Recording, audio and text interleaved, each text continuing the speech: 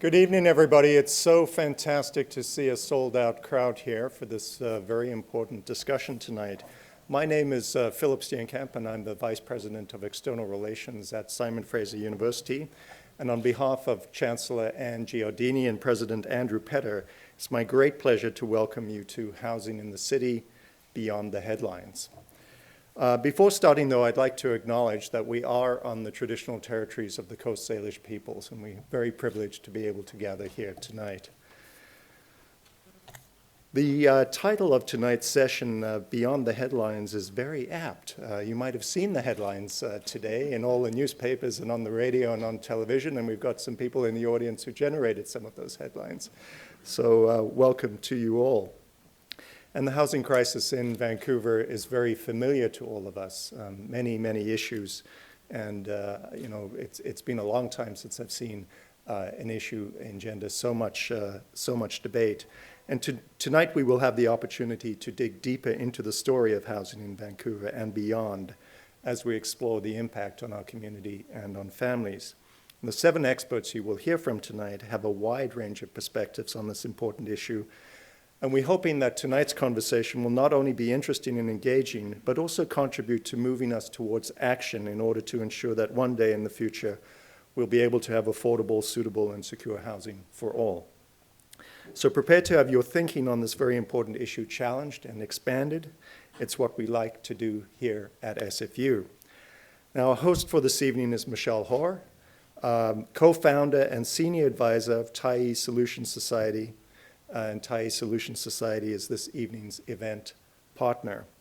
Michelle, I think many of you know, co-founded the Tyee over a decade ago with David Beers. They have now launched Tyee Solutions Society as a hub for catalytic public interest reporting, and this principle underlines all of Michelle's work.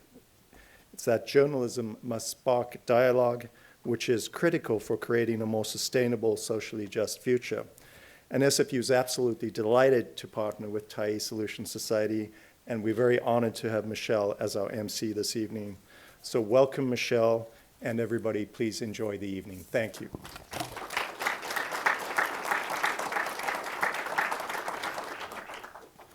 Well, thank you so much for that introduction, Philip. SFU Public Square has been an incredible partner in this event, and we're thrilled to be part of this year's Community Summit. And thanks to all of you for taking the time out on a Monday night to hear more about the topic that so many of us are so obsessed with in this wonderful and crazy town, affordable housing, or rather the lack thereof. As Philip said, in 2010, myself and David Beers co-founded Tyee Solutions Society. One of the most consistent issues we've covered with Tyee Solutions has been housing, not the daily reporting of price increases, mortgage rate fluctuations, and housing starts, but income inequality, homelessness, social housing, affordable housing, and so many other related issues. At Tyee Solutions, we do a blend of investigative and solutions reporting. Investigative reporting asks what's broken or why, who's to blame. Solutions reporting asks what's working and why, what could a better future look like, and how might we get there. My fantastic colleagues, Katie Hislop and David Ball, are here with us tonight to interview the speakers. They're 3/4 of the way through a year-long reporting project on Canada's housing crises called the Housing Fix. Their reporting has scanned the full spectrum of Canada's housing challenges, from the national homelessness crisis all the way through to innovative, affordable homeownership solutions and everything in between. The reporting is free for any media outlet or trade publication to republish, so for those of you interested in that, please come and seek us out to discuss. This event, along with a full-day workshop tomorrow and another in January in Ottawa, are part of that project. We couldn't possibly tackle the full spectrum of issues in this event tonight, even just locally. So for tonight's event, we've chosen to mostly focus the conversation on a narrower slice of the housing spectrum, the challenges felt by working households at or slightly below median income in Canada's cities. At our Ottawa workshop in January, we'll be looking specifically at solutions to homelessness and the immense need for greater investment in social housing and supportive housing. Together, the 2 sets of events will more comprehensively cover this country's housing challenges. They will both hone in on the changes to federal policy and funding structures needed to address them. I want to thank our project funders for supporting us in this endeavor. We have the Real Estate Foundation of BC, Catherine Donnelly Foundation, Van City, Vancouver Foundation, Aboriginal Housing Management Association, and Columbia Institute. They've been incredibly supportive of our work throughout this year and very understanding of the need for editorial independence, which we are very thankful for. So, who here sees themselves, someone they love, or someone they work with reflected in our very broad spectrum of housing needs? Yeah, that's kind of what I figured. I figured it would be just about everybody. Housing is or should be important to all of us, even those who already have or enjoy secure, affordable housing. It's a problem for our economies and for social cohesion. Cities cannot prosper or become the engines of innovation and growth that Canada needs if a significant chunk of their working populations can't afford to live there. We put this event together well before anybody could have guessed at the dramatic outcome of the federal election. We now find ourselves with a brand new federal political reality and a government that has made big, if somewhat vague, promises on housing. Because we didn't have a political crystal ball, we partially focused tonight on working, scalable models and pragmatic solutions, achievable, at least to some degree, with or without new political will or resources at the federal level. But we also want to look beyond the purely pragmatic to bolder ideas and changes that will require a significant groundswell of citizen interest and political will. Some notes on how tonight will unfold. Each of our 7 presenters has 8 minutes for their presentation. Afterwards, our reporters will spend another 3 minutes in conversation with them. In lieu of a question period, we're inviting all of you to submit your questions either via Twitter using the hashtag, oh, it's not up here. Actions, there we go, Actions for Housing, or on good old dead tree and paper and ink, which I think you have in your hands.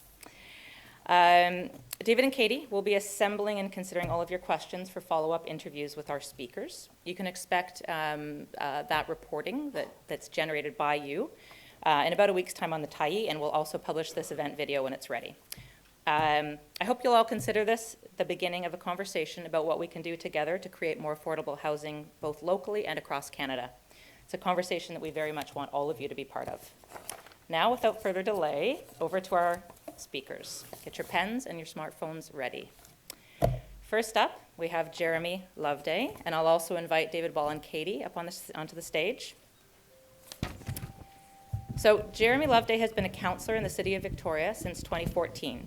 He is passionate about making Victoria more affordable, sustainable, and vibrant. Jeremy is also an award-winning spoken word poet, and in 2014 made headlines around the world when one of his videos advocating against gender violence went viral. He is the founder and director of Victorious Voices Youth Arts Festival. Welcome, Jeremy.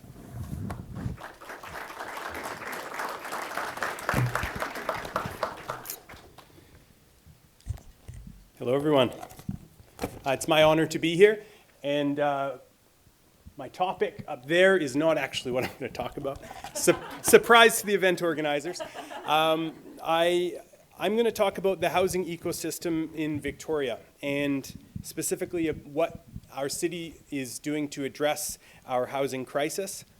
And I say ecosystem because we often talk about the housing spectrum, and that's the subsidized, low income, middle income housing, but use the word ecosystem to point to the connectivity between it all and how you can't address one section of the housing spectrum without realizing the impacts to all the other points on that spectrum. I'll start by giving a little bit of background on where we're at in Victoria, and it's much like cities across Canada, we have a housing crisis. And what that means is, what that looks like is we have a 0.6% vacancy rate on rental, and that percentage is even lower when we're talking about affordable units. And Victoria, for the political context, is part of the CRD, which is the Capital Regional District. So we have 13 municipalities, Victoria being the core. And Victoria has the lowest income and the highest rents in the region. So you see what we're facing. And before I go further, one other thing is affordability can mean nothing, and it can mean everything depending on who you talk to. So for my definition, I'm talking about 1/3 of someone's income. If it's more than 1/3, it's not affordable, and specifically looking at people who are making a living wage or less. And in Victoria, a living wage is just over $20 an hour. And of note, I think, to this discussion at our council tables and at the regional district is, I think I am the only renter who's elected. And I think that informs when when you don't have renters at the table as part of the discussion. For example, even some of our strongest affordable housing advocates on Victoria City Council, when they're talking about, they're quick to support subsidized housing and supported housing, but when we're talking about the second income quintile and we're talking about the just below market and low-end market rental, they don't understand the depth of the crisis because they haven't looked for rental units. And just for reference, a Victoria City councillor is exactly at that line. We make $40,000 a year, which is, if you look at 1/3 of that, it's about $850 a month, which is exactly at the top end of that spectrum. So it's really easy for me to explain it to my fellow councillors how this affects us, but perhaps I'll have to start a renters caucus, and I can talk about it myself. Over the last few years, we have had a surge of rental in Victoria, but it's mostly all at the top end of the spectrum. So yes, that highest end of the spectrum, or that edge of the ecosystem, the market is working for it, and it is working out. But it's the rest of it that we need to look at. So that's the situation, and what do we do?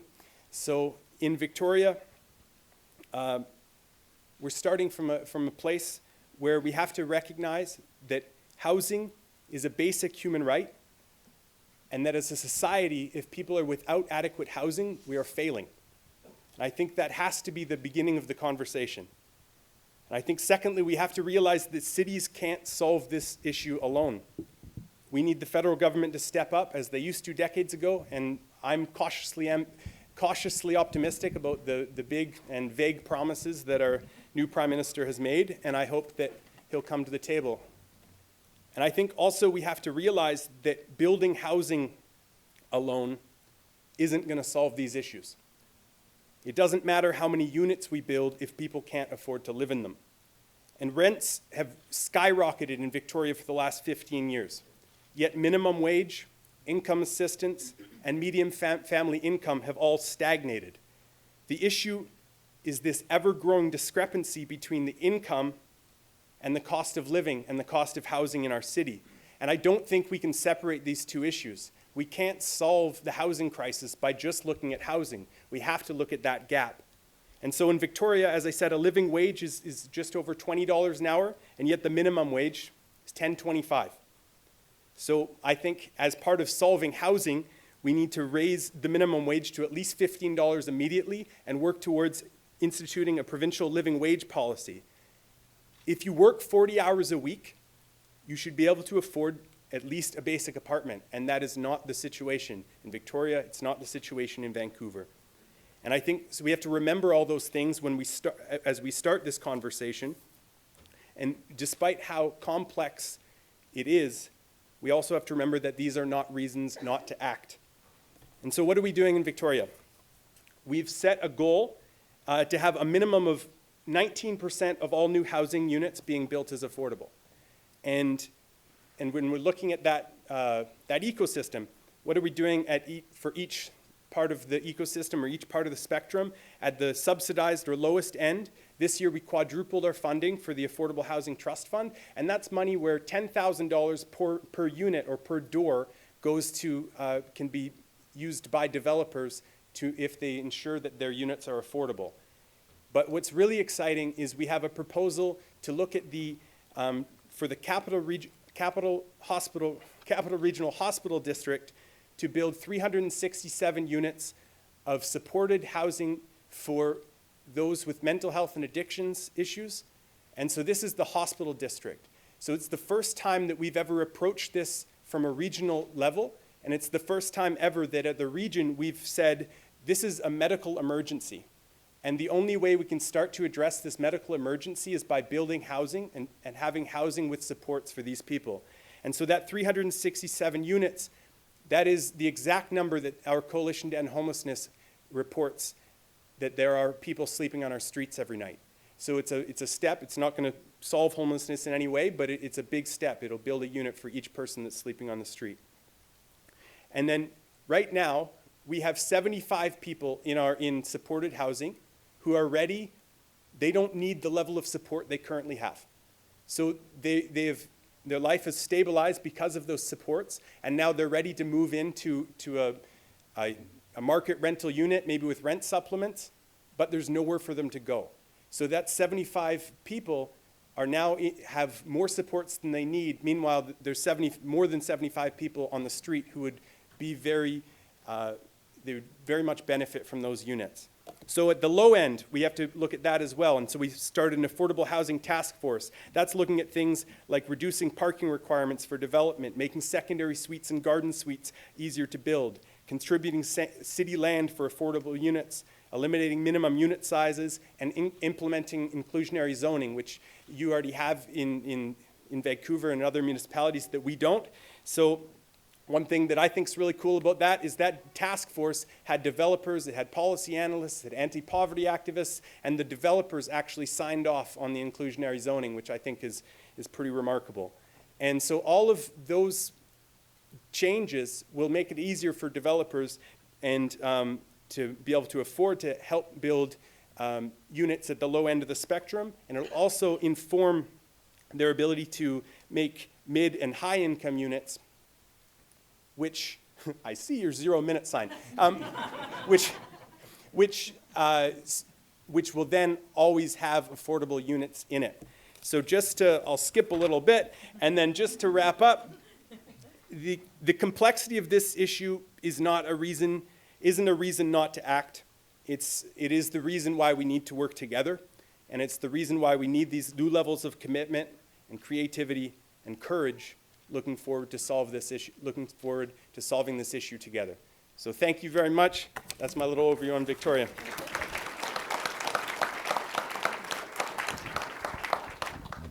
Thank you very much, Jeremy. Could you expand a little more on what you mean by inclusionary zoning? Yeah. Hello. Check. Not sure. Is that now that's working? So inclusionary zoning is basically zoning provisions that say that a certain percentage of each development will be affordable. So whether it's 10% of each development is affordable or 5% of each development is affordable, it looks different in different municipalities, and we haven't decided which sort of model we're going at yet. And then in some municipalities, that means if a developer doesn't want that, then maybe they can pay money into something like the Housing Trust Fund. Okay. And you mentioned that wage is a large issue for housing as well. So the city can sponsor or bring out housing itself. What could you do about a wage issue? Well, we can lobby our provincial government. That's pretty much it. I mean, we at the city we're looking at a living wage policy for our city employees, most of which already make a living wage, and just set that bar.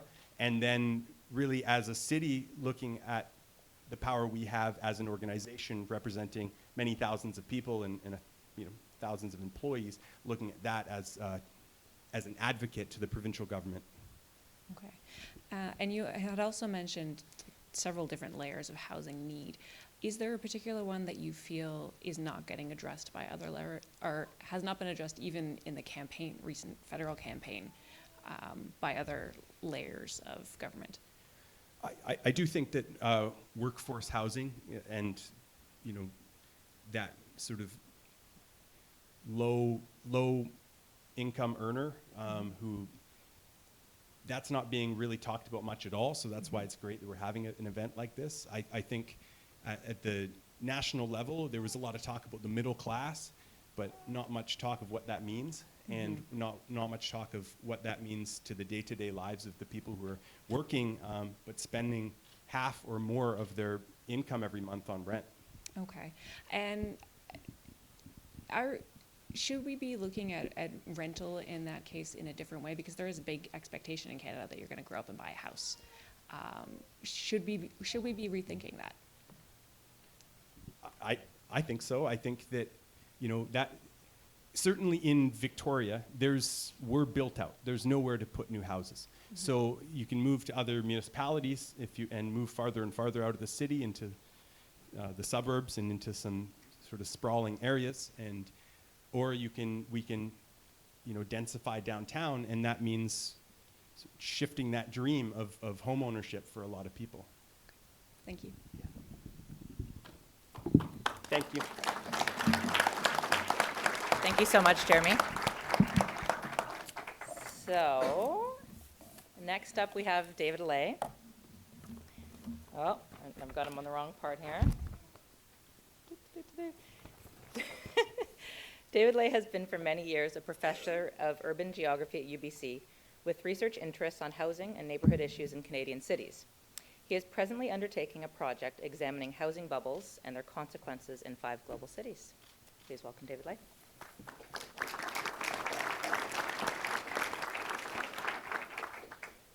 Good evening. Earlier this year, an Angus Reid survey showed that housing is the most significant issue to people in the Lower Mainland. More important than the economy, the environment, politics, crime, or transportation.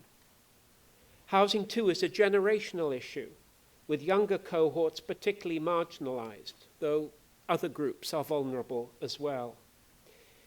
Many of these people, Angus Reid discovered, including the best educated people, are seriously considering leaving the region altogether. A related Van City study, also earlier this year, showed that severe housing unaffordability reaches deeply into the middle-income labor force, and that in the near future, people with such in-demand occupations as firefighters and nurses will be very hard-pressed to purchase a typical house anywhere in the Vancouver region. It's clear that the local labor market is not able to support this high-priced housing market. We have to look further afield. I've emphasized an important contribution is wealth migration. The immigration of 200,000 people, 200,000, Media got it wrong last time I said that number. 200,000 people over the past generation who've been attracted to Vancouver by favorable immigration policies, notably the business immigration program, which has expressly sought to recruit high-income entrepreneurs and professionals. It's important to remember that they are here because we have invited them. In particular, senior governments have been eager to draw their wealth into the local economy. Unfortunately, too much of that wealth has gone into property. There's no silver bullet to undo the current housing crisis.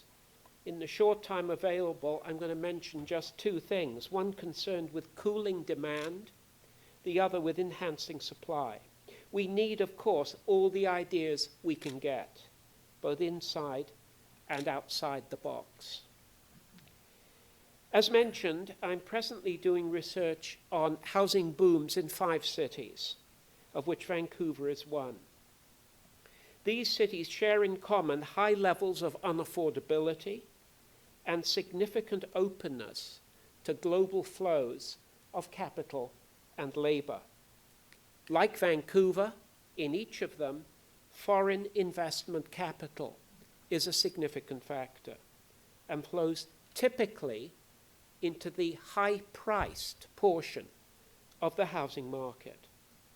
From this prime market, demand is displaced by local people outwards, and a ripple effect occurs down through the housing market from this impact at the top end.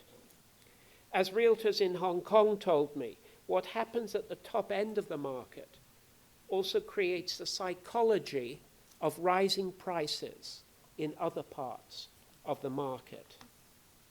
Well, in the 4 other cities that I'm looking at, not Vancouver, but the 4 other ones, tax policy has been a response to cool the top end of the market. And it's worth noting that each of these cities has a conservative, pro-market government. This is not Victoria. They clearly see no contradiction to managing the housing market in the direction of accessibility for local people. London, for example, has adjusted its property transfer tax, what they call stamp duty, so that it is graduated and rises to a maximum rate of 12% on high-priced properties of over $3 million. This policy has cooled the fast-rising prime market, where offshore capital is most active. And the overall rate of price inflation in the city has dropped. In Sydney, the stamp duty rises from 4 to 5.5% for the most expensive properties. Many commentators in Australia think this might be too low to cool the top end of the market.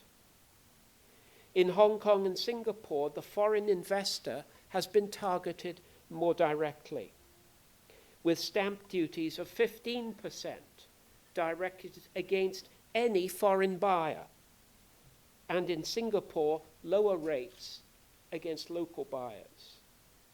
In addition to these 15% stamp duties on foreign buyers, there are anti-flipping surcharges to discourage speculation of 10 to 20% in Hong Kong and 4 to 16% in Singapore. Now, I give you all these numbers to make the point how active in terms of tax policy other jurisdictions have been in trying to cool down a very hot market.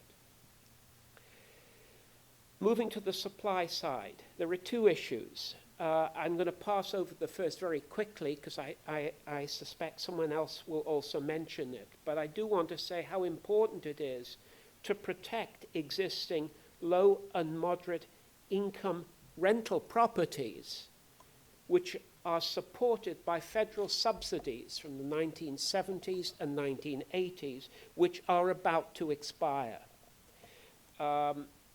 In an important and very readable report for the Federation of Canadian Municipalities, Steve Pomeroy has noted that 250,000 units have expiry dates in the next decade, and there is no guarantee that they will continue as social housing. Ironically, of course, the social housing program was begun during the first Trudeau administration by Pierre Senior. Perhaps Pierre Junior will carry the flag once again. But more than this is needed on the supply side. As I look at the other cities with their market-friendly governments, I see much more activity in terms of government activity on the supply side. In London, a third of new units are built by housing associations and offered at or below market rents, with discounts of 20 to 40% below the market. Originally funded largely by government grants, the growing success of housing associations has allowed them to be gradually weaned off government support. They've been active in regeneration projects, where partnerships with local authorities and private developers have led to socially mixed projects with condo prices supporting subsidized rental units. How much more successful this approach would have been than the debacle at Little Mountain. The UK has also a number of policies to support first-time homeowners into the market, as has Australia. Hong Kong and Singapore, of course, are directly creating housing supply. In Hong Kong, public housing plus shared ownership amounts to 50% of all units, while in Singapore, some 85% of units are built by the state for local purchase. Now, again, I'm giving you this rat-tat-tat of facts, we need facts, to say that, in fact, in other places, there is a great deal more activity in terms of government involvement in housing than we see here. In comparison to other market-friendly societies, Canada needs to do a great deal to catch up. Thank you.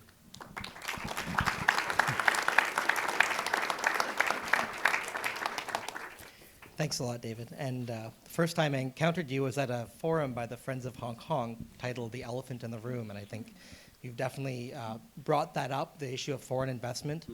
It's a very heated emotional issue, and in the headlines today involving some of the research on Chinese surnames in the media, some people have criticized that as being a misplaced look. You had Gregor Robertson, the mayor, said we shouldn't be looking at the issue of foreign investment, but speculation in general. What's your response to that kind of thing we're hearing from not only some of the development industry, but the political leadership in the province?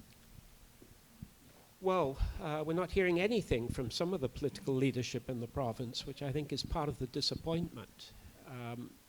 But Gregor Robertson has certainly not only had a good deal to say, but also has tried to implement with the very sparse resources that local municipalities have in Canada, has tried to respond to some of the challenges here. I don't see a very important issue in that intervention of Gregor's. I mean, of course, we're concerned about speculation, whether it comes from Alberta, as some of it probably does. It certainly does in Kelowna. But it does seem to me that the mismatch of a local housing market and a local labor market is something that not only defies conventional economics, but creates very serious political and ethical issues. And I would have liked to see a little more attention at some of those issues. I think the origin of the capital, and I deliberately did not for a moment say where these capital flows are coming from. I think that is immediately a red herring and a diversion. I think the important issue is that there is non-local capital which is driving this market and creating unaffordability for those who live here. Just 1 minute, but a question about what is feasible, considering we have a relatively deregulated market, the kind of heavy-handed tactics like in Hong Kong or Australia probably won't happen. Is there one thing that we could do much more quickly and easily than that? Well, the very easy response is to do something with the property transfer tax, and that's why I mentioned that issue and what has happened in these other cities, where in every instance there has been an attempt, well, the tax is higher for a start, but very interesting what's happened in London with David Cameron's jurisdiction under his leadership. And you cannot get more of a right-leaning tour. Well, perhaps we had one who was more right-leaning, but you know, he's a conservative of conservatives, and yet they have introduced this graduated transfer tax, which goes up to 12%. And the realtors, I've just come back from a research trip to London. The realtors are all saying that this has really cooled down the market there. So I think that's something that is very doable, but that is just a beginning. Thanks so much.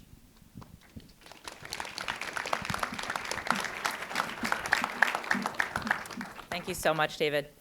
Next up, we have Marla Zook. Marla holds a master's in planning and environmental studies from York University and is currently the general manager of the Whistler Housing Authority, where she is responsible for creating and maintaining an affordable housing inventory with over 6,000 beds that are available to Whistler's resident workforce. As a professional housing planner, she has dedicated much of her career and research focus to housing policies, growth management strategies, and sustainable planning initiatives designed to support affordable housing. Welcome, Marla. –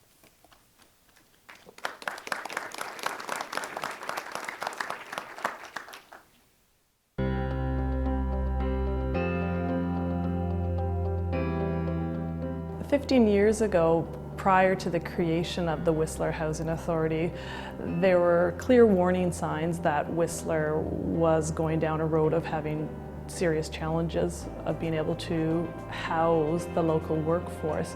We'd have no problem attracting employees to the town. People wanted to come and live here, but finding housing was extremely challenging, especially during the winter seasons.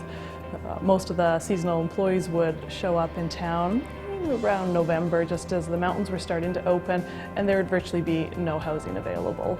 So we set an ambitious goal early on of housing about 75% of our employees within local municipal boundaries. And over the last 15 years, we've been able to exceed that goal and now house about 82% of our workforce locally in Whistler. This has a fantastic effect on the community by creating vibrancy and vitality within the resort, and for locals to be able to give them a sense of ownership, to be able to put down roots within the community. We provide both rental and ownership housing to locals at affordable rates. You know, for a tourist-based community, which Whistler by and large is, that energy which the locals bring by living in the same town where they're working and mingling and interacting with many of the tourists just goes so far for creating a really fun, vibrant place to be.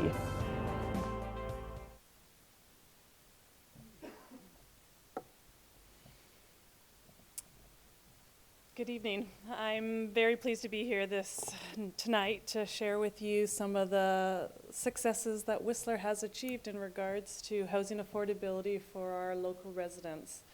Whistler, not dissimilar from Vancouver, is a very desirable and very expensive place to live, making it really challenging for employees of most income brackets to find a decent and reasonably priced place to rent, let alone a home to purchase. But over the last 20 years, Whistler has made concerted efforts and has had a conscious and steadfast focus on creating housing for the resident workforce. We've taken bold steps and tried innovative strategies that have provided us in the last 2 decades with enabling over 80% of our workforce to be able to reside locally within our municipal boundaries. So the video clip that was just shown gave you a very quick glimpse of our community and showed 2 of our resident housing developments. But for those of you who are not familiar with Whistler or haven't ventured up the Sea to Sky Highway yet, we're located in the Coast Mountains, about 2 hours north of Vancouver. And similar to many communities across the country, we've experienced sharp increases in real estate prices over the last few decades. In recent years, the average sale price of a single-family detached home is about $1.5 million, and the average sale price of a market townhome is about $750,000. Our high housing costs are resulting combination of our constrained geography, which enable us primarily to only develop housing on our valley bottom, our increasing familiarity and popularity from people of the region and even globally wanting to come and live in Whistler, and our own growth management strategies in Whistler that create strong and provide strong growth limits and tight controls on additional growth in our community. Economically, Whistler generates about $1.2 million a day in tax revenue, and provides about 22% of the province's overall tax export revenue.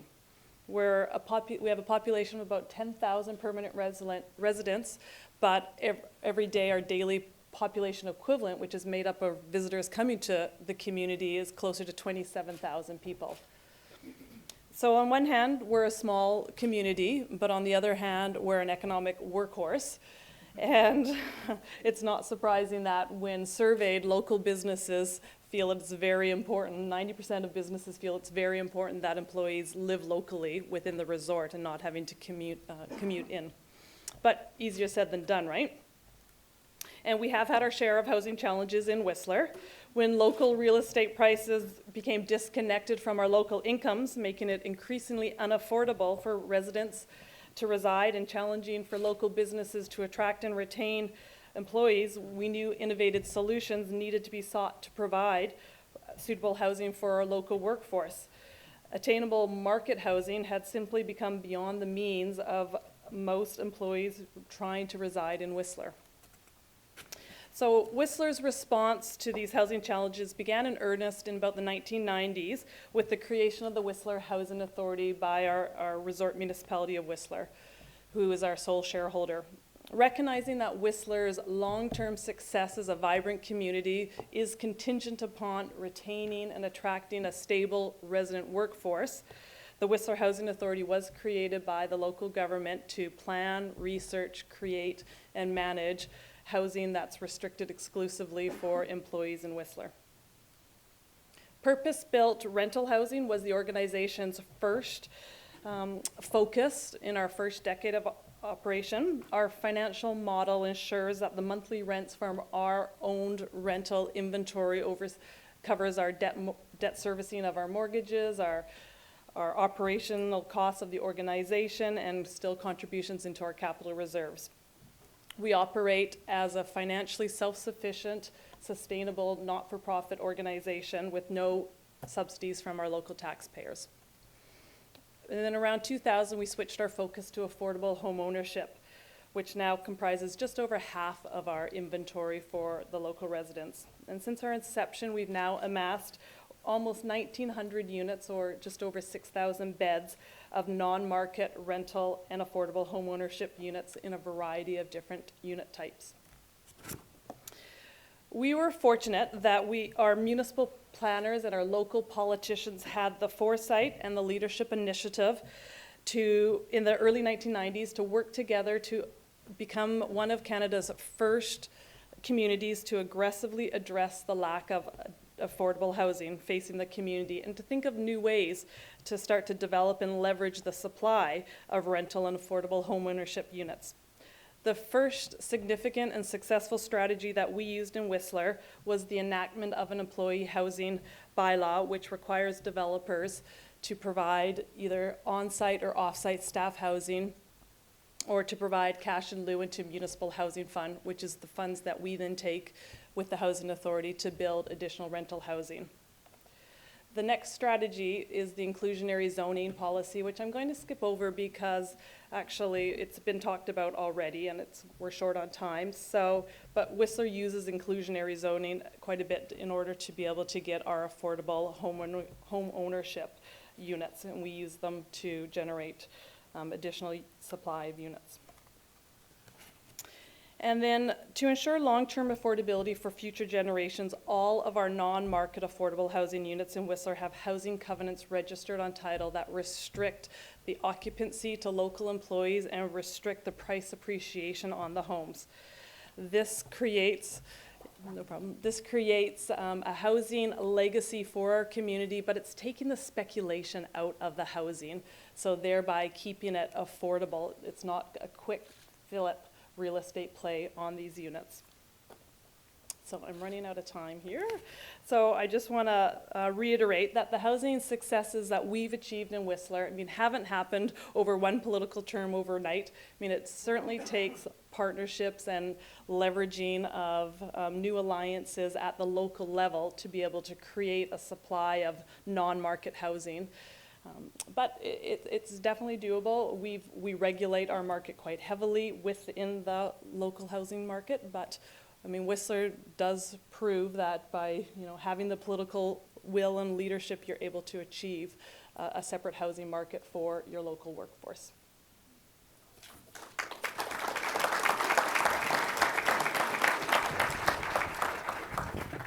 Thank you very much. Those houses look beautiful. Is there any space left? I was curious.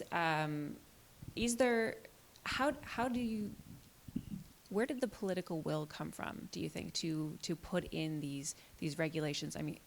It's fairly heavy for a municipality, and I know we've all heard the feedback when we talk about rental caps and things like that, and how we're disrupting the market. And so, yeah, I'm curious, where did that political will come from, do you think? Well, early on, our local politicians, probably in the early 90s, looked actually to some of the American resort communities, the Aspens, the Vales in Colorado, that were starting to endeavor into these different housing options and solutions. So I suppose some of our genesis came from some of the American resort communities.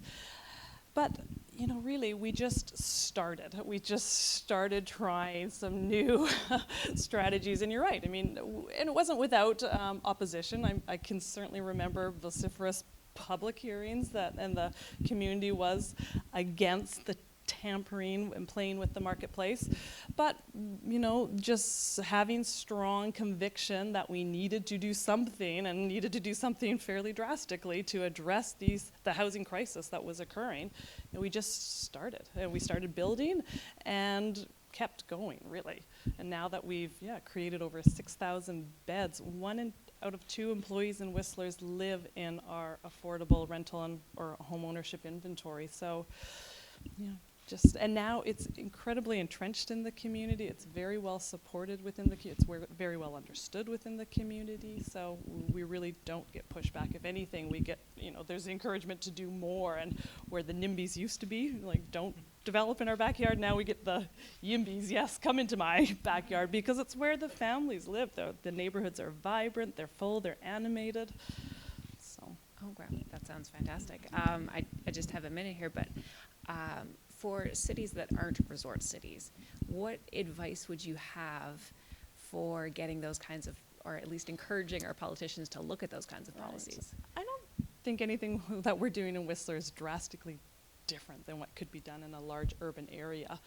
I mean, I strongly believe that they're transferable. I mean, inclusionary zoning, it's already been talked about. But what's different, and it's that regulation. And having the strength and conviction to put the restrictions, we register them right on title, so that we're ensuring those restrictions remain in place in perpetuity. I mean, we strongly believe there's no point in going to all this time and effort and resources to have sunset clauses or short-term strategies that only the first occupants are going to get benefit from the affordability of the units. Those covenants, and we've spent a lot of time and money honing those legal covenants. They're all available on the Whistler Housing Authority's website. Don't need to recreate the wheel. You can use them. We've gone through trials and tribulations with them, and we feel that they're pretty strong. So I do think it's transferable. Okay, thank you so much.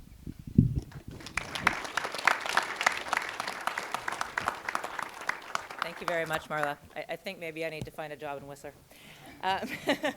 Next up, we have Tom Lancaster. Tom's perspectives on housing come out of a practical mashup of years spent as a municipal planner, entrepreneur, and planning consultant to First Nations, local governments, developers, builders, and his work in the nonprofit and international development sectors. Tom hopes to enrich the narrative of achievable, attainable, and affordable housing by exploring our context here in Vancouver and sharing ideas for creating places that people can call home. Welcome, Tom. Thank you, Michelle. By the way, Tom hopes to enrich the narrative. He doesn't help to it. This is a great honor to be up here with this panel. This is a really wonderful experience. Already my mind's racing, and I want to give several different presentations aside from the one that I put together. So thank you, SFU. Thank you, Tai. Thank you, Michelle, for putting this together. Thank you for doing this critical work on housing affordability, which is all about what we hold dear to our hearts, which is our homes. So I want to launch into this, but just with a really quick caveat. I currently work for Metro Vancouver. There's a regional perspective on housing that I'm sure everybody's really interested in. I developed this presentation with the idea of a dialogue, creating dialogue. And of course, as a dorky planner, I ran through about 400 slides of PowerPoint really quickly. I won't show them all to you. But I want to focus on a couple of different things. How do we do the rental piece? So I'm going to go through this with the idea that, we don't always know what we like, but we're pretty sure that we don't like what we don't know. So figuring out what it is that we don't like, I think, is a critical piece. Jumping in on some of the work that Dr. Lay has laid out, although not quite in the depth that I was going to draw upon, but this idea that wealth travels the world, and it travels the world to places wherever it wants to go right now. And currently, Vancouver is one of those really hot places. So I'm going to take you through a really quick narrative. I'm going to try to take you through a really quick narrative and give you a picture of what I think the reality is out there. So there's housing and wealth and housing are integrally tied, as you know, intimately tied. It's called real estate for a reason. It's real. People throw money at it because it is real. It's no longer the gold stocks of the 80s and the 90s. The real estate is the big thing. And so I love this slide, the for rent and for sale at the same time. It really inspires confidence in the renters who are going to live in places. We're talking about now creating the places that we call home. This is a really critical thing. The emotional and mental implications of where we live are huge. So while there's a lot of humor to be had in this, well, not in this conversation, but tonight, you know, you could hear a pin drop during David's presentation, because it is hot on the lips of everybody what's happening with global wealth coming to Vancouver. I also want to end on a positive note, and drawing from some of my experiences doing rental housing, I want to take you through this concept of what's possible. And I'm probably already at like 7 minutes now. And our poor moderator is going to have tendinitis from raising the 0 minutes left. But so without further ado, I'll get into this concept very quickly of what disparity? What are we talking about? We're seeing more and more money flow into places where the disparity between the wealth and the poor is exaggerated by how and where people live. This is the Antilia House in Mumbai. It's 27 stories tall, that thing on the right. It's 27 stories tall, 568 feet high, 398,000 square feet. And India, by the way, has 1/3 of the world's poorest poor. They don't live there.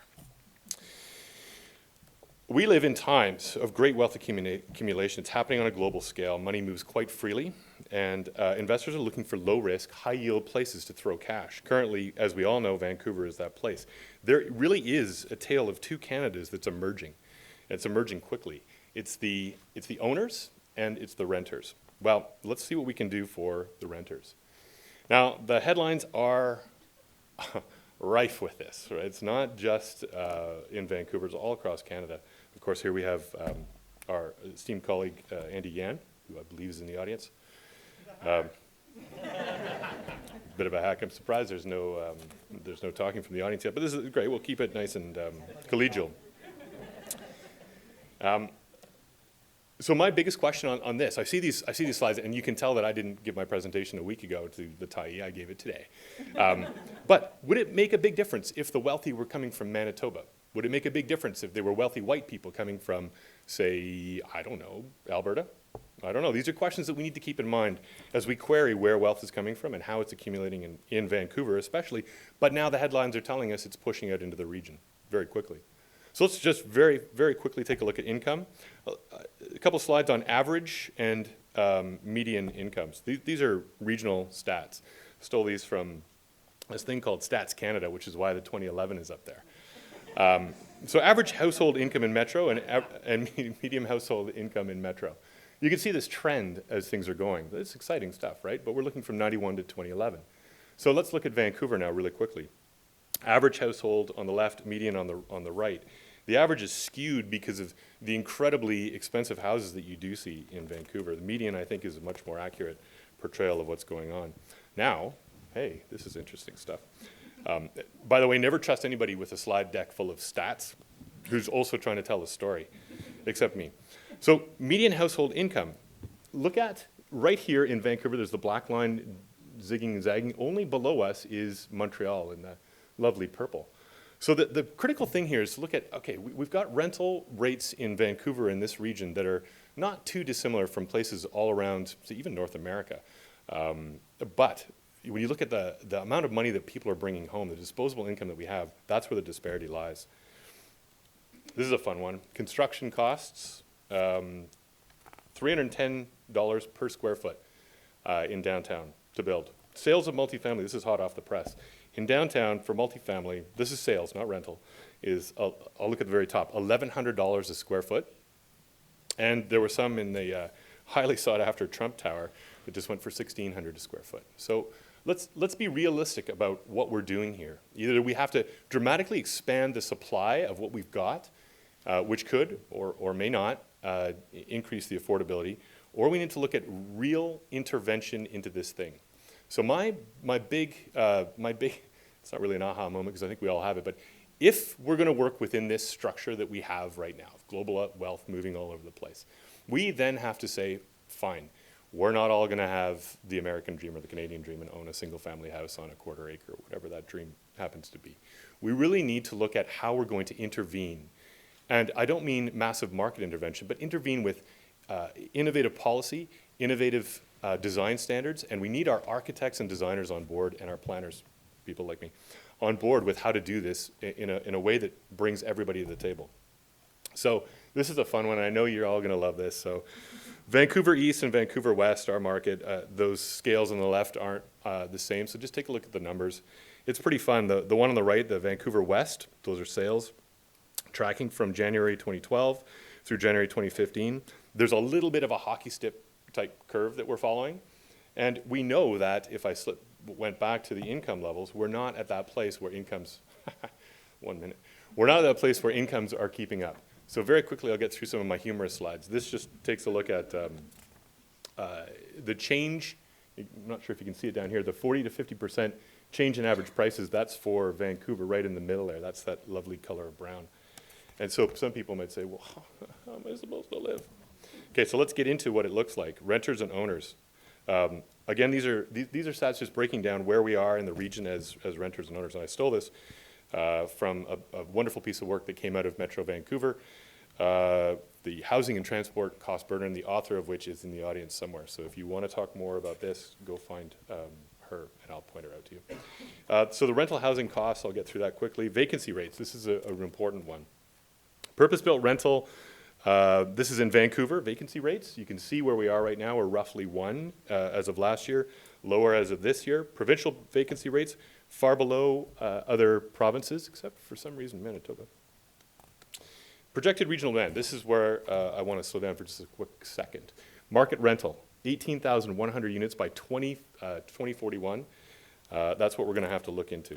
Now, why can't we just build more? Okay, this is the map of the region. These little circles indicate all of the places that have not yet been developed. 75% every year of all the new development takes place on stuff that's already been redeveloped, or sorry, that's already been developed. So it's redevelopment is how we're housing people continuously over the years. By 2041, it will be 100%. There will be no undeveloped land left. So gone are the days of the greenfield development, and you can see where prices are going to go from there.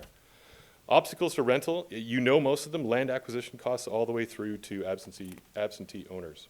Now, this is an interesting little shot that I took the other day about how our neighborhoods are revitalizing and changing. Getting through the range of rental densities. There needs to be a strategy. This is the point of my talk with 0 seconds left. There needs to be a strategy or series of strategies for every single one of these, and it's a whole pile of different things. There is detached, there's attached, there are, and this is important because it meets the lifestyle needs of everybody throughout society. Oh, sorry, at the median or just below median income levels. Attached, clustered, ground-oriented, walk-up, mixed-use, mid-rise, and high-rise. Now, all of these need a different strategy, and they look totally different. The way I'm going to suggest that it is done is that at the outset of any kind of development, we look at how that building is going to change over its lifetime and accommodate different uses as we go and different people. The neighborhood identity is a critical component of this, but let's really quickly skip through all these wonderful photos that show you so many good options to this. So I did a rental tower down in New Westminster on a SkyTrain line, or tried to do it for quite a while. And what we did is we built in adaptability into the floor plan.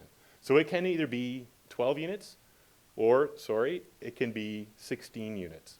And it can be done that way by simply moving a bunch of walls around. The structure comes through, and these are design things that allow this building a 60-year lifetime or longer. So that it can be 3 bedrooms, 1 bedrooms, studios, 2 bedrooms, as family and demographic needs change in the area. So this is the kind of stuff, this is the innovative stuff that's going to get us out of this situation. And you do it simply by opening and closing doors, knocking down a wall that is non-structural, opening a door that's already walled or framed into the wall. These are things that are already out there. We need a concerted effort to look at all of those different components of who needs what kind of rental housing, and the strategies are out there. We just need to pull them together. So my hope is that there actually is a sound plan out there waiting for us to uncover it. City of Vancouver has gone a long way to doing it, coordinated regionally and with the other municipalities. I actually think that through conversations like tonight, we can get there.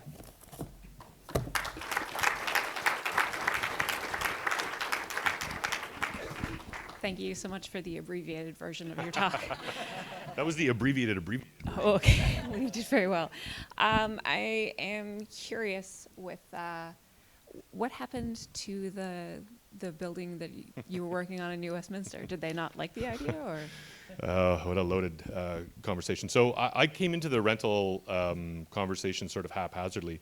I was doing this purpose-built rental tower on a SkyTrain platform in New Westminster. I think this is actually part of the grist of my talk that's so important, is that on a SkyTrain line, you've got a multi-billion-dollar piece of infrastructure that links all of the urban centers across our entire region together. It's the backbone of how this region is meant to grow.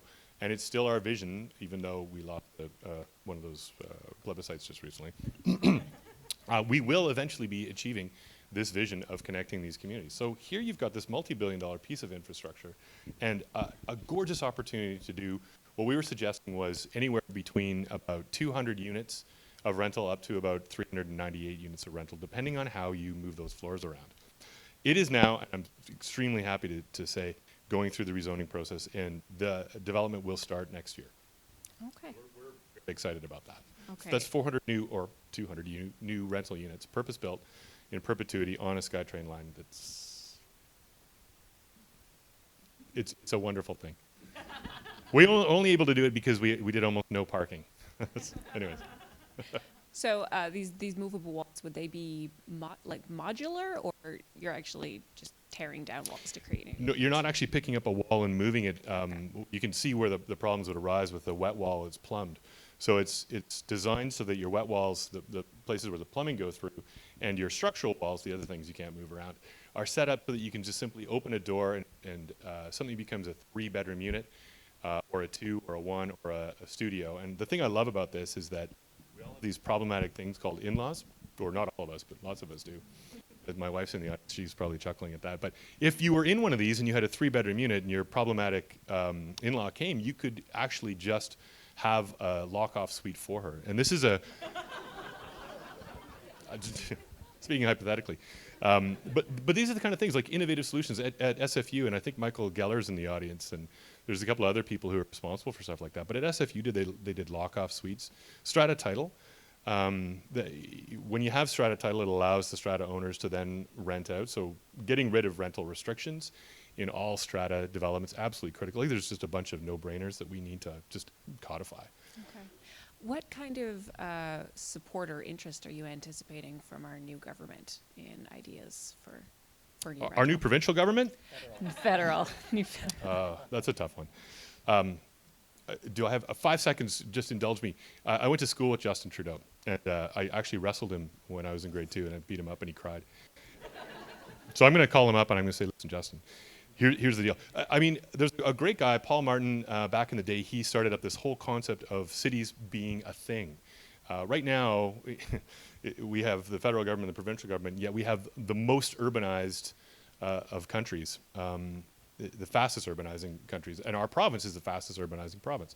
So you would think that municipalities would have a fair shake at this thing. What I'm most encouraged by is his lineage, his political lineage does go in this framework of giving the tools to municipalities to be able to do the things that they need, and that includes taxation. I mean, we are continuously being offloaded on, and without any possible monetary reserves to do the things that we need to do. And housing is absolutely primary amongst those. So the number one thing that I did was I put together an email right away. I haven't sent it yet, but it's going off to our new Prime Minister. Thank you.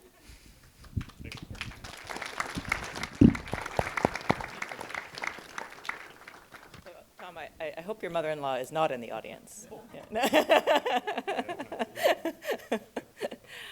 Next up, we have Gail Joe. Gail has been involved in Aboriginal economic development and housing initiatives for over 25 years.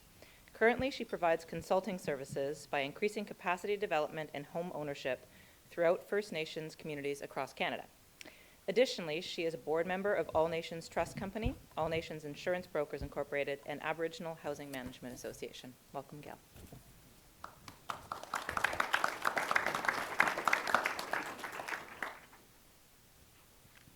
Good evening, everyone. I think I got the toughest job being right after Tom.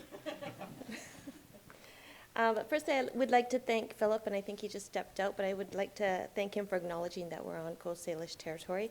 And I myself would like to thank the First Nations here for allowing us to be here this evening. So I'm kind of questioning myself, and I'm wondering, why am I here tonight? I live in the little town of Merritt, which any of you know, Merritt is located in the Nicola Valley, in the hub of the Coquihalla highways. But I think I'm here tonight because I have to share with you some of the work that I'm working with over the past number of years. So to give you a sense of what's happening in the First Nations world within housing, I'd just like to explain to you some of the stuff that I'm working with. And I actually changed my PowerPoint presentation title to Housing Not in the City, but Housing in Our First Nation Communities. So I've been employed with All Nations Trust Company for many years, and I left in 2011 and started my consulting practice. And I call my consulting practice Focus in Consulting. And since then, I've been sitting on different boards, and I'm currently still with All Nations Trust Company as a board member, with Aboriginal Housing Management Association, and our newly created company called All Nations Insurance Brokers. So these are all companies that basically are focused on housing and in different capacities within BC and within Canada. So I just wanted to speak a little bit about All Nations Trust Company. We were created in 1988, or we were created in 1984, and we opened our doors for business in 1988. Our primary business or service was to create self-sufficiency within our Aboriginal communities, being within BC. Our main focus was business lending. So I was the business loans manager for about 15 years, and with that we kind of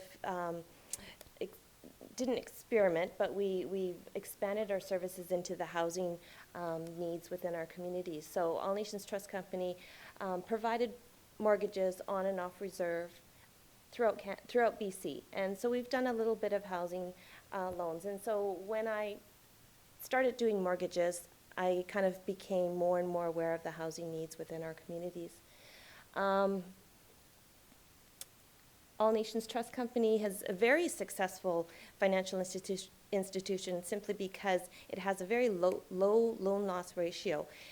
We provide developmental loans into the communities, and it's basically within on and off reserve. So I really wanted to focus on the fact that we provide business lending. There's a lot of business activity in our First Nation communities, both in the rural area, in the remote area, but also within the urban area, right across the province. We're very successful in some of our main contracts that we have. We have the CMHC Direct Lending Program, which we started off with a pilot project with CMHC way back in, I think it was 1996. We became the delivery agent for the social housing files within BC. So we worked with First Nations and urban Native housing societies within the province.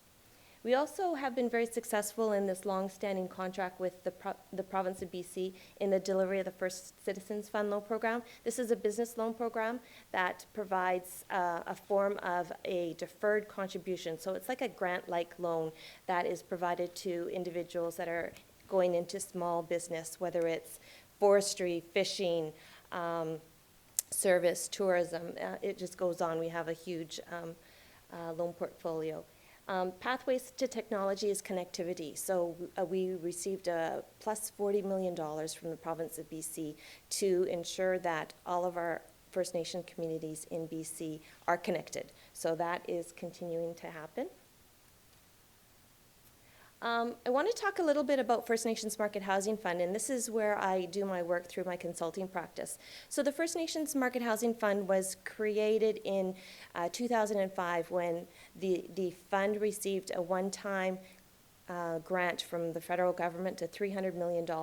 So the intent of this is to create market-based housing within our First Nations communities across Canada.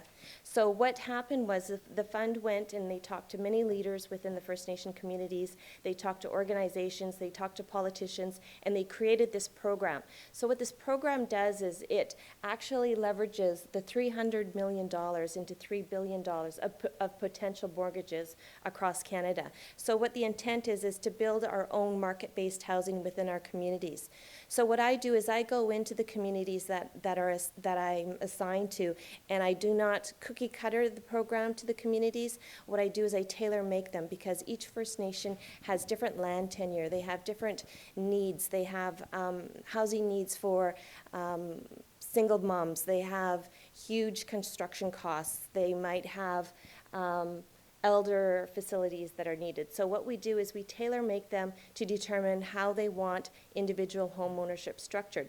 And individual home ownership may not happen right away. What will happen is many First Nation communities may have to start out with this program as a rent-to-own, because through this whole process, capacity development is a huge, huge process where we are bringing the capacity up within the individuals to allow individuals to know what home ownership is, what it takes to obtain a mortgage. We have to start right from those grassroots areas.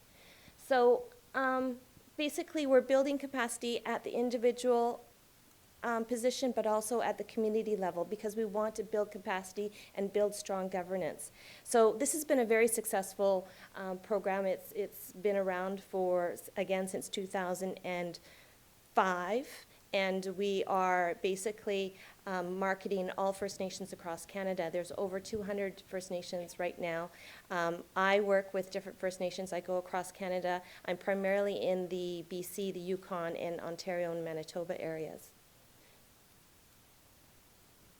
I'm also a board member with Aboriginal Housing Management Association. So this organization was created firstly as an advocacy, as an advisory service to the different urban Native housing societies throughout BC. So when we talk about social housing on reserve, then if we were to flip it over in the urban centers, we then talk about basically urban Native housing societies. So we also call them housing providers. So these could be specific housing societies or like friendship centers that own and manage and operate. I'm already at 1 minute. It's terrible. Just wanted to give, and like Tom, I stole some information. So I stole this information from the AMO website just to give you a sense of where we're at in First Nation communities. The biggest bullet here is like 1/3 of the homeless people in Greater Vancouver are First Nations. So we're dealing with we're trying to target home ownership on reserve, but we're also trying to deal with where we're at with the urban centers as well. So I'm going to flip to this slide. Where is it? Okay, so if you're not familiar with how the First Nations in BC and Canada work together, we have the Assembly of First Nations, and there's a regional organization, which is the BC Assembly of First Nations. Our chief, Chief Shane Gottfredson, he's from the Kamloops area, and I just asked him to share with me some few words about how he feels about our crisis in individual homeownership and housing crisis within BC, and I think that he mirrors what a lot of people think. It's going to take a community, it's going to take strategy, it's going to take planning. And I think where I'm coming from when I work with First Nations communities at the First Nations market housing level, I'm building capacity right at the ground roots area. And I think I've exceeded, I think, at 9 or 10 minutes. So I do want to share a lot of information of what we're doing at the capacity development, and it's just a snapshot of where we're at. Thank you.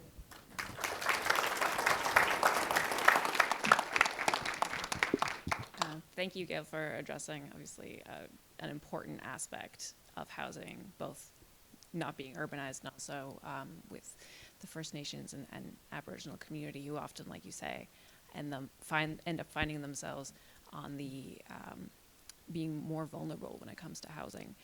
I think a lot of us who aren't too familiar with reserves ourselves are under the understanding that the houses don't belong to they don't belong to the people that live in them, or in the sense of ownership. So could you explain to us how ownership works on reserve? Ownership is different in every reserve. Firstly, I'd like to share with you there's 203 First Nations, or what we used to call Indian bands. There's 203 First Nations in BC, and BC has the most number of First Nations in any province. Ontario is very close to being second. But there's, First Nations takes control over their own land. They have their own land tenure. Many First Nations have communal lands, or there's other First Nations that identify individual land ownership in different vehicles of tenure, like the most common in the area that I'm from is called a certificate of possession. So that's the most positive and documented form of land ownership. Where there isn't land ownership, where it's more communal, bands will still promote and endorse individual home ownership. However, the land will be communal, but you will have like an entitlement or a right to have a house on that piece of land. So it's different. It's never a cookie cutter situation. And how do you anticipate that changing, if at all, under the new federal government? Well, the First Nations Market Housing Fund is here. It's been very successful in the amount of houses.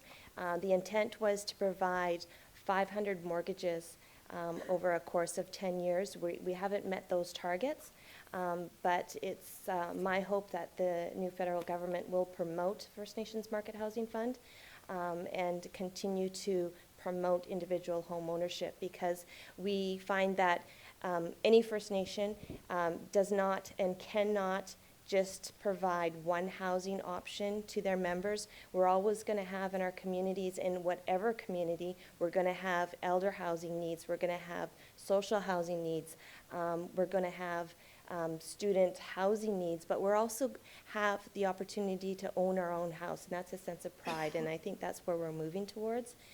So it's addressing that and promoting that within our communities. Okay, we're out of time. Thank you so much. Thank you.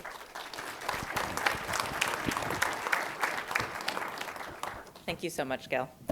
8 minutes is really hard. There's a lot that all of you are trying to pack into 8 minutes. That's tough. So next up, we have Robert Brown. Robert is president of Catalyst Community Development Society, a nonprofit real estate developer committed to creating, owning, and operating vibrant, impactful, and affordable housing. Over 36 years in real estate, he has built townhouses, rebuilt heritage homes, co-created an affordable homeownership project, undertaken green building, served on nonprofit boards, and owned resorts in Tofino. More importantly, he is a father and tries to contribute to his friends, family, and community in ways that use his skills and fill his heart.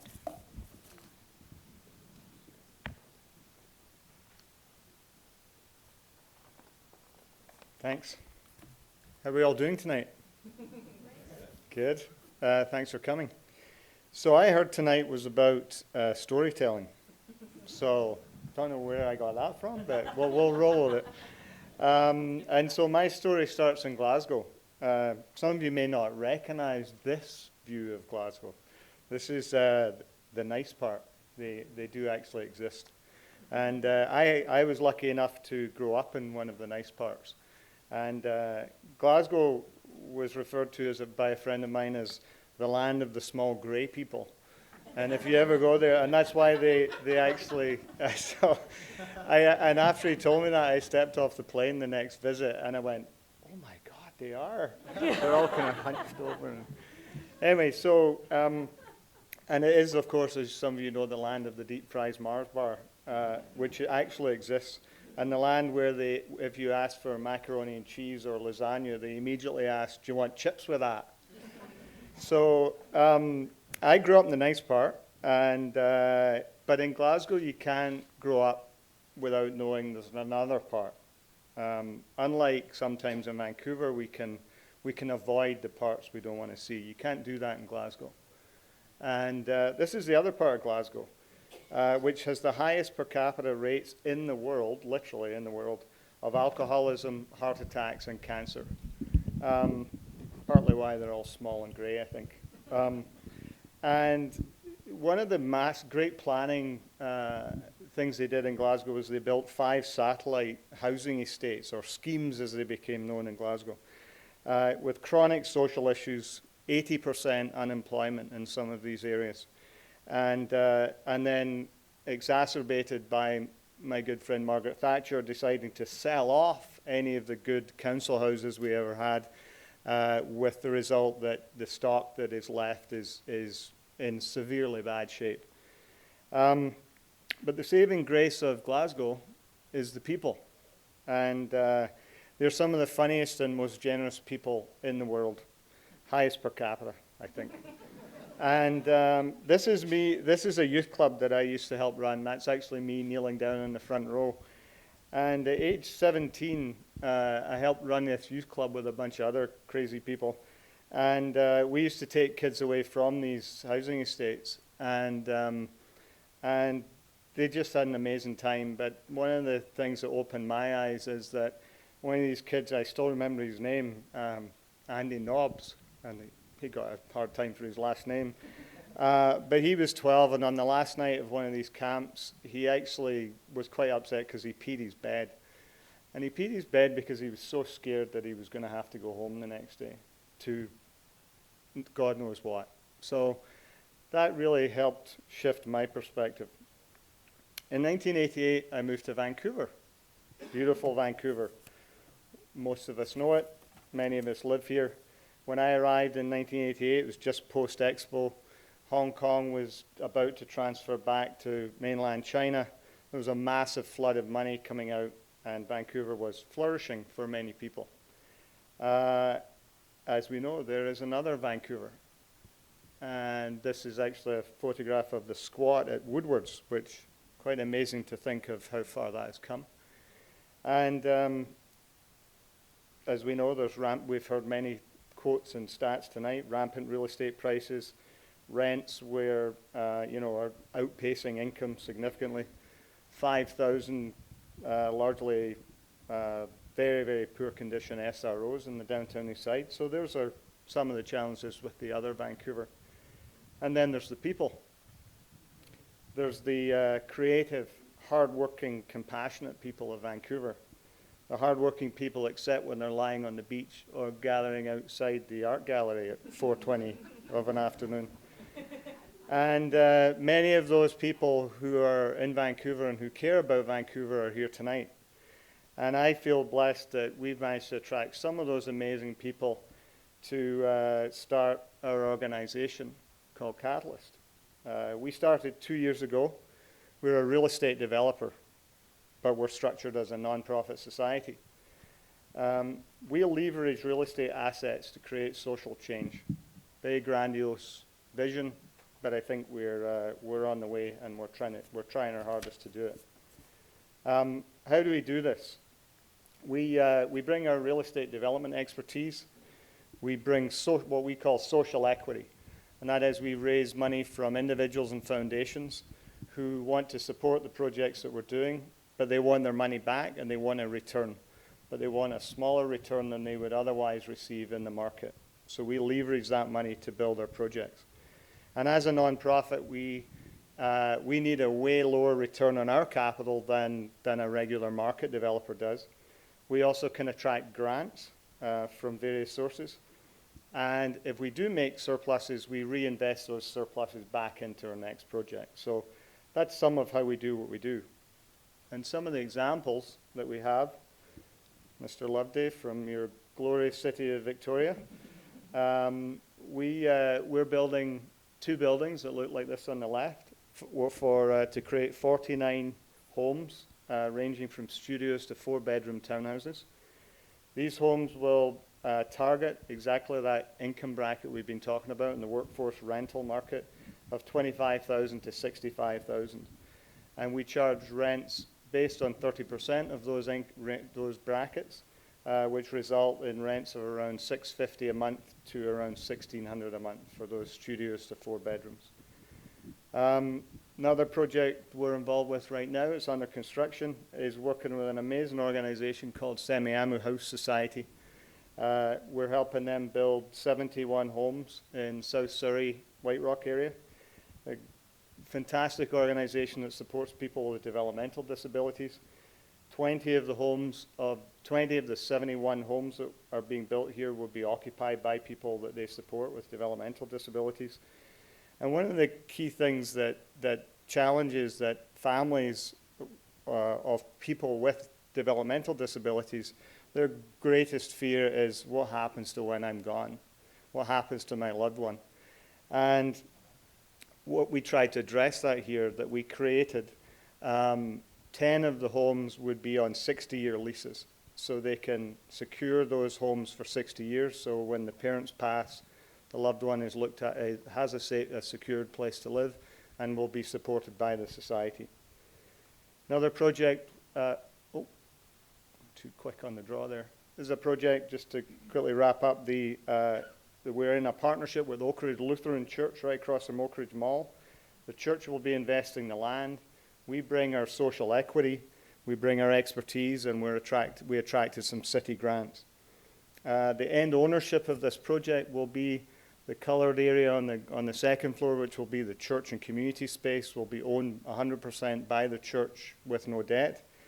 And the remainder of the project, which will be retail space on the ground floor to generate income, and 4 floors of below market rental housing, that will be owned 60% by the church and 40% by us. So that's the model that we have there.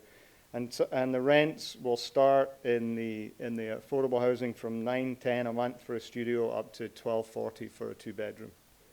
So significantly less than current market.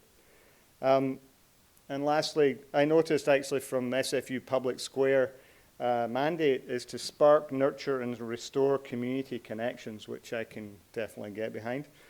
And that's what it's about. Oh, jeez. How did that happen? Thank you. So it's about creating community. And for many of us, I think we would agree that it starts with a home. We want to build beautiful and affordable homes and spaces for people to live and work in. The bigger picture is we want to retain community assets in community hands. We don't want to see them ending up in the market. Once they're in the market, they're never coming back. We want to build capacity in the nonprofit sector and make them financially sustainable. And we want to mobilize social equity. So again, I ask the amazing people of Vancouver, let's create a city that we know we can create, and let's do it together. Thank you.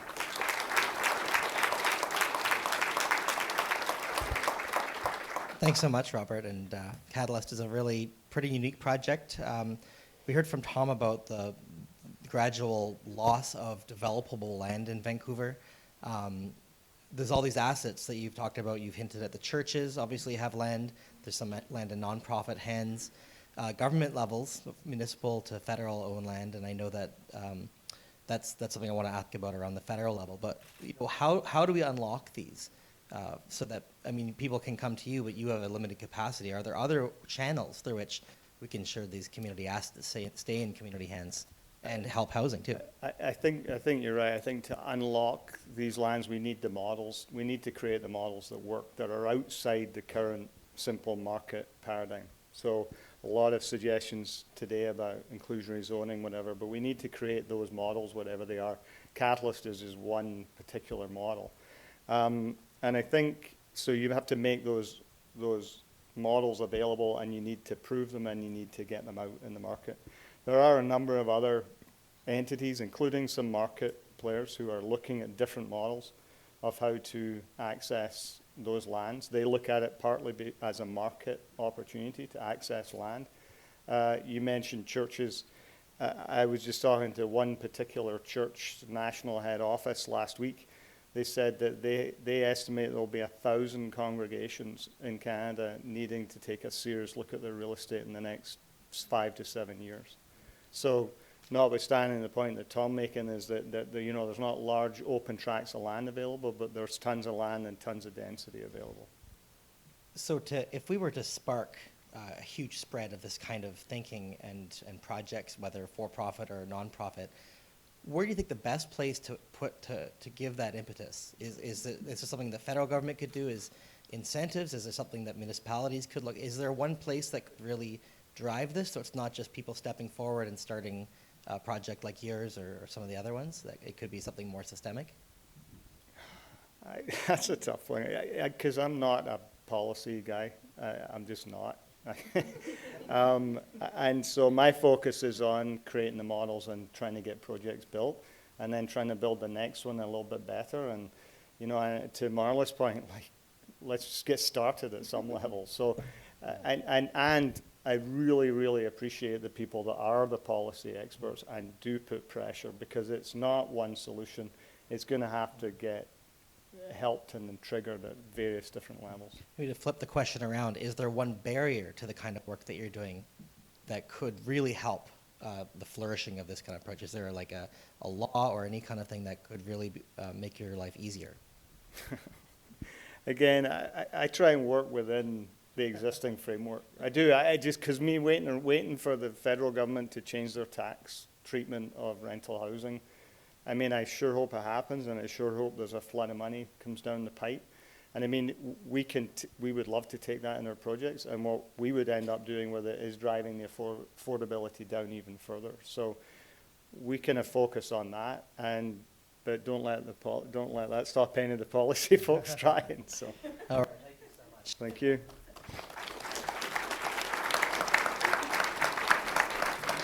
Okay. So I think we need to lock Robert and Marla in a room with some serious policy wonks for a few weeks and see what happens. One of those lock-in suites you can close off with the in-laws. All right, so our final speaker for this evening is Christine McLaren. Christine is Happy City Director of Research and Partnerships, helping cities and organizations around the world integrate key concepts of happiness and well-being into urban design and policy. Christine has worked as a journalist, occasionally with a tie, in fact, and researcher for over a dozen media outlets on 3 continents. Her work focuses on the role transportation, planning, design, and affordability play in the sustainability, livability, and resilience of cities. She is also the co-founder and director of Discourse Media. Welcome.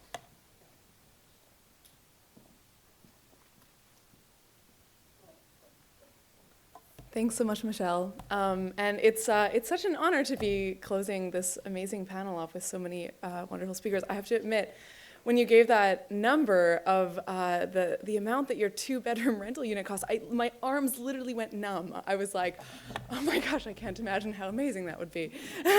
As somebody living in Strathcona, I'm like, oof, that's like flipped what I pay.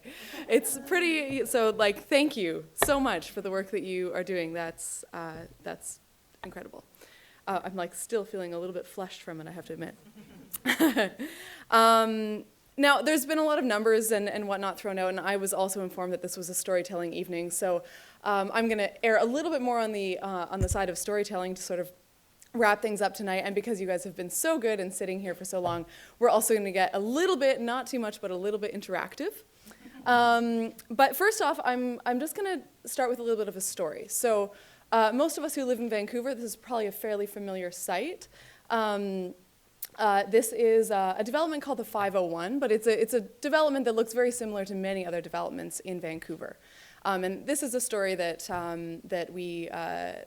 appears in Happy City in the book that sparked Happy City, the organization, and is an anecdote that I like to use when we're talking about why it matters how we build our cities.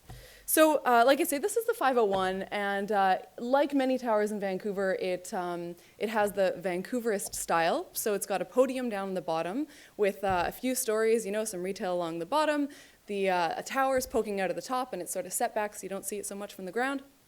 And in this particular podium tower, there is a courtyard up on the 3rd story that has several different townhouses that face into it.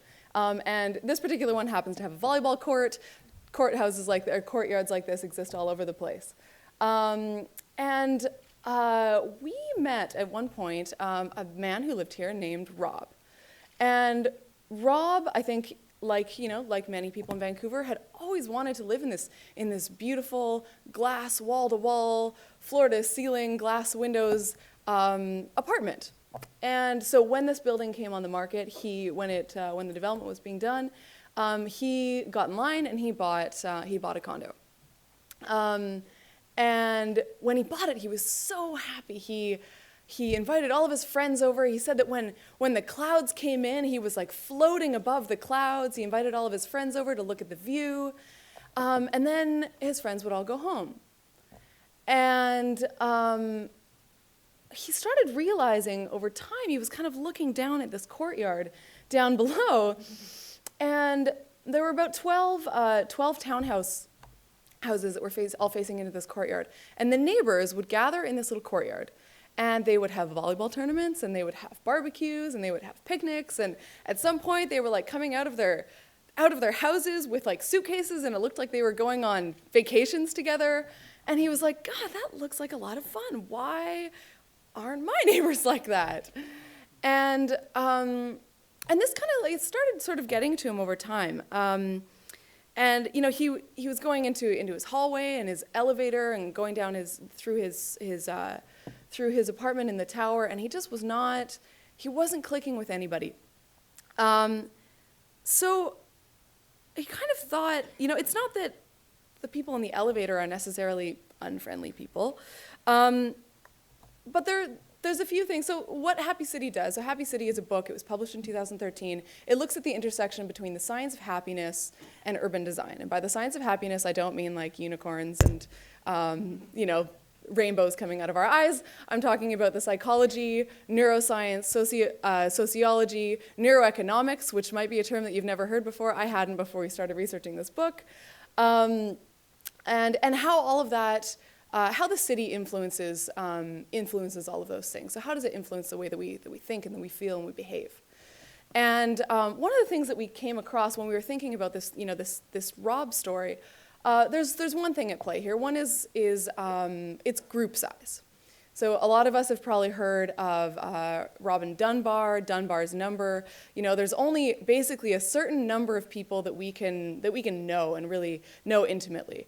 That number happens to be around 150. That, you know, it's the size that you know, communities that are living out in the forest tend to split off into multiple communities. It's also happens to be the number that army platoons tend to split off, as well as corporations when they start new factories. And so there's part of it is that, you know, when you're living in a tower and you've got like 1,300 neighbors, you never know on any given day which one of those 1,300 people you might get funneled into the elevator with. So maybe that was one of the problems. But there was something more to it than that, which is where the interactive portion of the evening comes in. So I'd like you all to stand up. And very, very quickly, because we only have like 8 minutes, say something nice to the person standing next to you and vice versa.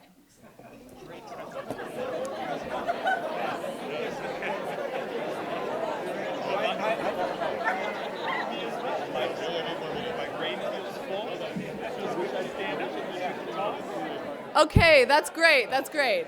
All right, enough with all the niceness. Sit down. No, wait, sorry, don't sit down. Stand back up. But stop being nice. Okay, now you need to make sure that the person that you're sitting next to isn't somebody that you know very well. So if it's someone that you know very well, or you regularly say, you know, sleep in the same bedroom with or something like that, switch partners. And then what I want you to do is touch noses.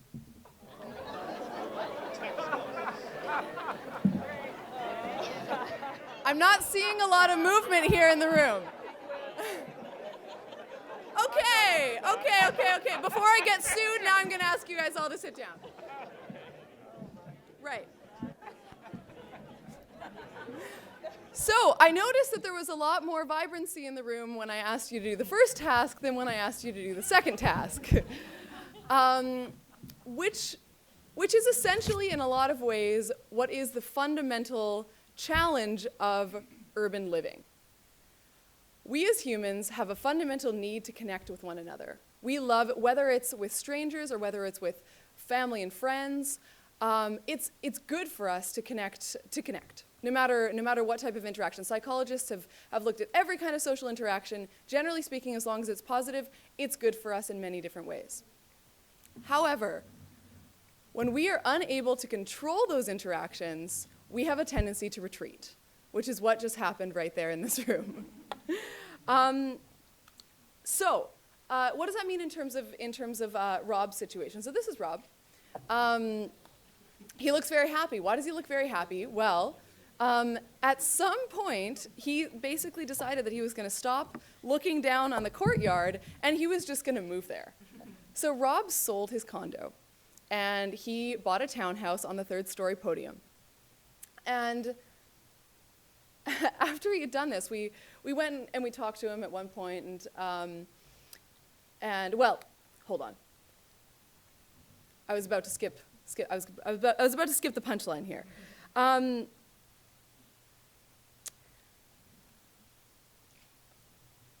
What is the punchline? Right, got you.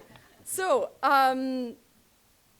there's this very interesting dynamic that exists in this podium courtyard. So what you're seeing here is sort of what the front patios of these courtyard townhouses look like. And what you'll notice is that you don't, number one, you don't go into an elevator with a bunch of strangers. But number two, there's also this space. There's this soft space between what is public and what is private. And what that means is that you have a lot more control over your social interactions. So you're not coming out of your apartment and you're being forced into the public space where you're immediately jammed up next to somebody in the elevator, but rather there's this sort of soft space between your space and other people's space. And that is a safe distance from which you can interact with people.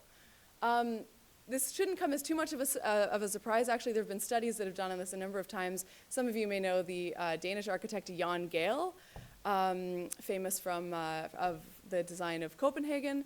He did this bizarre study where he found that the most ideal yard depth for social interaction was 10.6 feet. I happen to have lived in a house that had almost exactly that depth, and I have to say it was the most social I've ever been. I would sit on my porch and watch all the cyclists go by. My friends would stop in for beers, but half the time they wouldn't just stop in for beers. They would just stop on their bikes and they would yell at me from the street. So I guess all that to say, after several years of living in this new townhouse, we went and we asked Rob. We said, well, Rob, how do you like your neighborhood? Yeah, he said, well, I love it. We said, well, how many of your neighbors do you know? He said, well, I know all of them. And we were like, oh, wow, that's quite amazing. How many of them would you say you love? He was like, 7? Which, considering that the average North American has 1.5 people in the world that they can trust with a secret, that is fairly remarkable. So I guess all that to say, I'm not trying to say that towers are bad and townhouses are good, but the point of telling this story is that when we're thinking about what we need to build, it's really important that we're also thinking about how we build. Research tells us overwhelmingly that the way that we design and build our cities has an enormous impact on the way that we feel, on the way we behave, on the way that we interact with others, and that we live with others. And given that studies of Vancouver have shown that social isolation is one of the most important topics to Vancouverites, one of the topics that Vancouverites are the most concerned about, at one point it was higher on the scale than affordability. This is something that we really need to take into consideration. And be mindful of the fact that that the way that we build our housing can have an impact on how we live, and that we have a choice to build places that can bring us together or push us apart. So I'll leave it at that.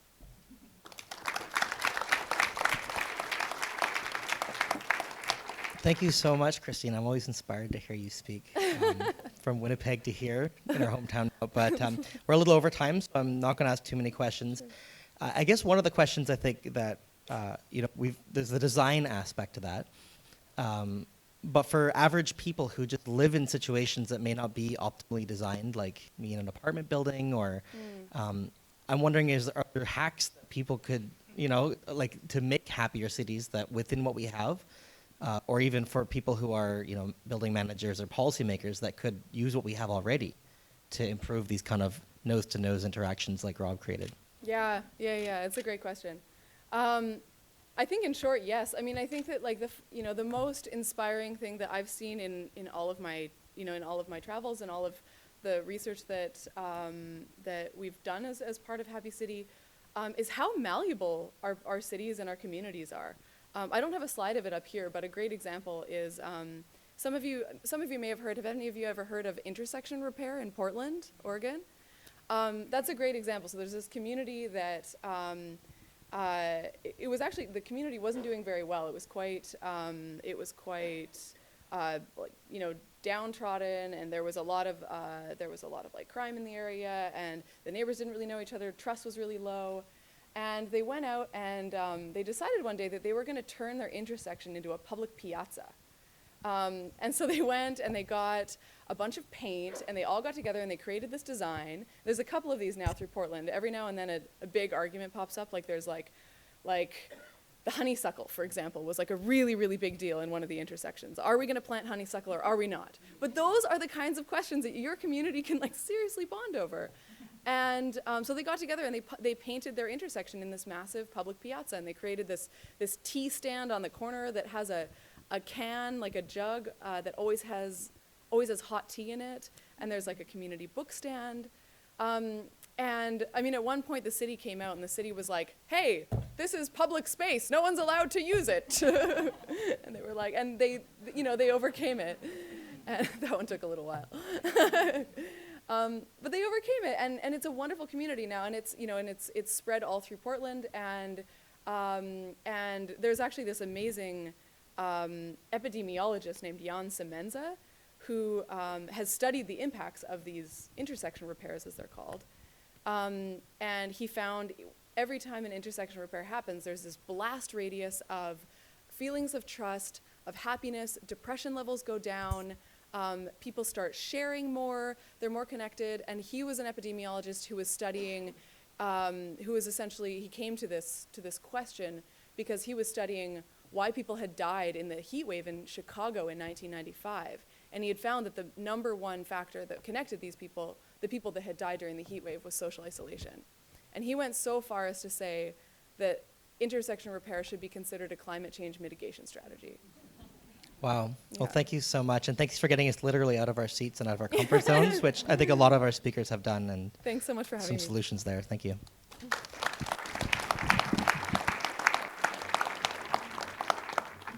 Thanks, Christine. I hope you'll all join me in thanking all of our incredible speakers. You're fantastic, and I know how much preparation would have gone into your presentations. And also please thank David and Katie for their question role, their provocateur role. I'm sure you could have gone on for quite a long time with each of those presentations. I will remind all of you that we would really love to get your questions on paper via Twitter, because Katie and David will be doing follow-up interviews with all our speakers. So we could never explore their expertise in this one evening, so we will have the opportunity to do that a little bit more. So in about a week's time, they'll be doing a little bit of a exploration of some of these themes. I want to thank Danielle Wiley for her awesome, awe-inspiring work organizing so many of these details tonight, and for managing a great crew of student volunteers who gave their time to produce this as well. I'd like to thank SFU Public Square again for their partnership and support of this conversation. It's a truly stellar team of civic-minded professionals who are charming and good-looking to boot, which doesn't hurt. And lastly, thanks to all of you in the audience. It's a lot of material, and I'm sure we'll have lots to talk about in the reception. I hope you'll join us there. We will be posting your paper questions on the wall, and we can maybe have that as a bit of a conversation starter. Yeah, and I think that's really all I need to say, other than thanking everybody here for the work they do to create more affordable housing. There's so much more we can do locally. There's so much more we can do federally. And I think this is a really interesting moment that we're at. And I think if we all pull together and kind of educate ourselves around what some of the possibilities are, we'll see new change soon. Thank you.